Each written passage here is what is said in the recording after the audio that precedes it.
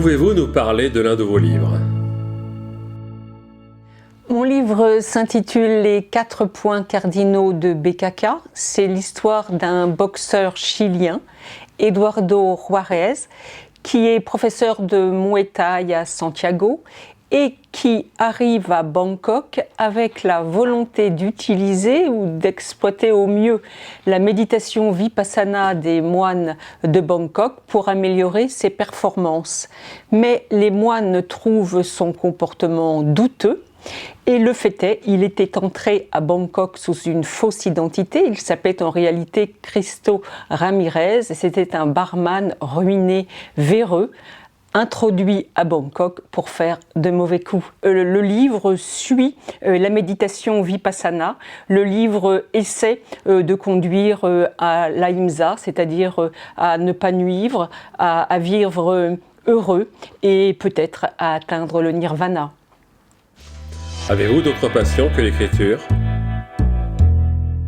Je suis passionnée de peinture. J'aime beaucoup la peinture chinoise et japonaise, la peinture aussi du Maghreb. Je viens d'être subjuguée par une exposition de Mohamed Habaoui. J'aime beaucoup aussi la photographie, les arts plastiques en règle générale. Bien sûr, je suis aussi l'actualité ethnologique, ethnographique. J'aime beaucoup la contre-culture, de manière générale, l'environnementalisme, le biorégionalisme, la géographie critique.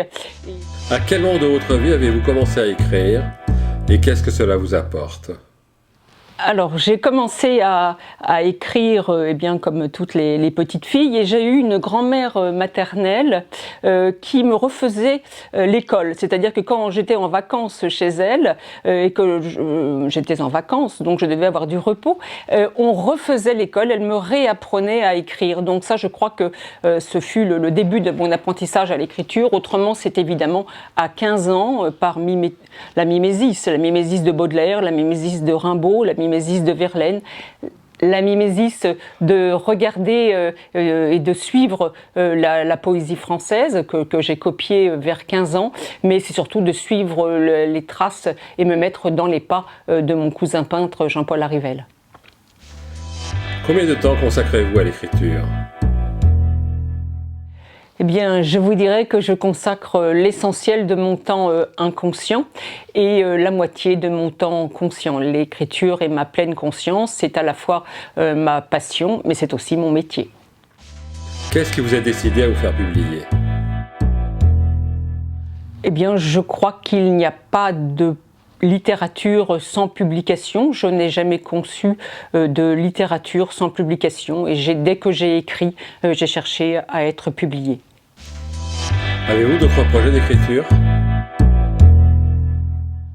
Oui, bien sûr. J'ai eu la chance de recevoir à la fin de l'année 2020 de nombreux travaux de commande, 4 qui sont en cours d'édition.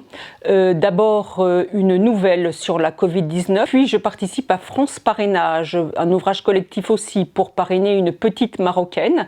D'autre part, je participe à 2 articles critiques. Le premier est un article de sémiotique pour l'université de Tétouan, pour un important colloque de sémiotique, et j'ai travaillé sur Patti Smith et Robert Mapplethorpe, son amant et ami photographe, et un article que je viens d'achever pour Classique Garnier sur les villes fleuves, et j'ai choisi le Bourg-et-Greg à Rabat-Salé. Merci Sylvie Bourgoin. Votre participation active à tant de projets différents étoffe votre parcours personnel et vous permet de le partager à travers vos livres. Nous attendons avec impatience vos prochains écrits.